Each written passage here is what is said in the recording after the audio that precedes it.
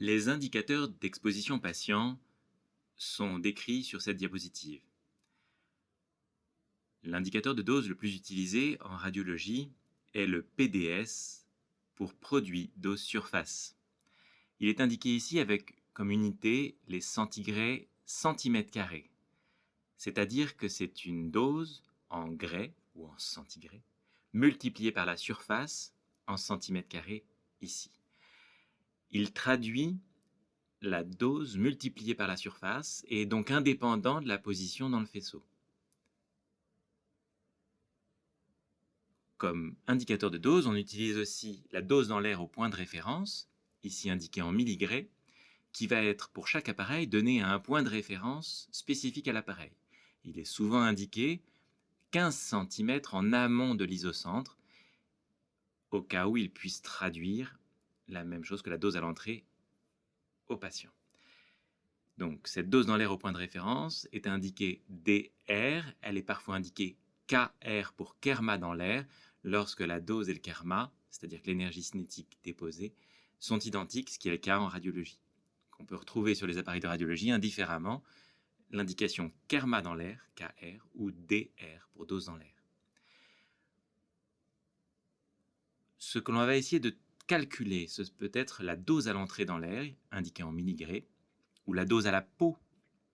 Ce qui distingue les deux, c'est que la dose à l'entrée dans l'air, comme son nom l'indique, ne prend pas en compte, ne tient pas compte du rétrodiffusé qu'aurait pu émettre un patient.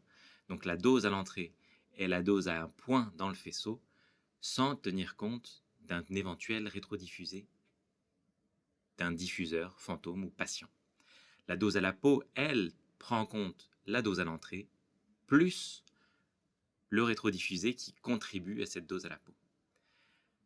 Ce qui va nous intéresser aussi, et qui va être intéressant à calculer, mais plus compliqué, c'est de trouver la dose à l'organe, aussi indiquée en milligrés ou en grès, qui va donc représenter la dose moyenne dans un organe du patient.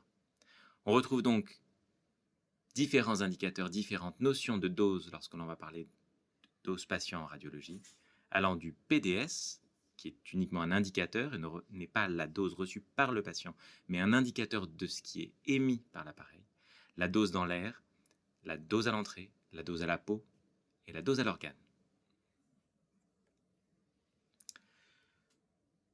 Sur l'écran de l'appareil, on retrouve des informations dosimétriques. En l'occurrence, depuis 2004, il est obligatoire sur l'appareil de voir représenter l'indicateur de dose en radiologie qui est le PDS. Il peut être indiqué en centigrés centimètre carré, en grès centimètre carré ou même en milligrés centimètre carré. Sur l'appareil Siemens, il est ici indiqué en centigrés centimètre carré à gauche sur l'écran de gauche. Sur l'appareil General Electric, on va retrouver le kerma dans l'air cumulé sur l'intervention, et le produit dose surface, c'est celui-ci qui va nous intéresser et qui va être potentiellement retranscrit dans le compte-rendu. Vous le trouvez ici, sur l'écran de gauche également, en grès centimètre carré en bas de l'écran.